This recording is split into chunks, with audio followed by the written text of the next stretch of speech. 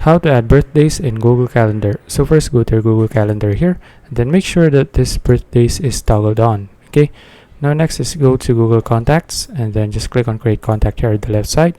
Then just click on Create a Contact again, and then just type in, fill in all of the details here. I'll just type in Jacob here just for the name, and then this is the birthday, right? We need to type in or put the birthday of this person. So for example, his birthday is on November 15, and then the year is optional.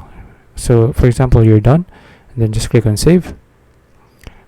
Okay, now we have a new contact. Okay, now just go back to Google Calendar, and then just refresh this just to check, and as you can see, now we have added a new birthday. It's Jacob's birthday. So that's it. If you found this video useful, please like and subscribe for more videos like this. See you in the next one.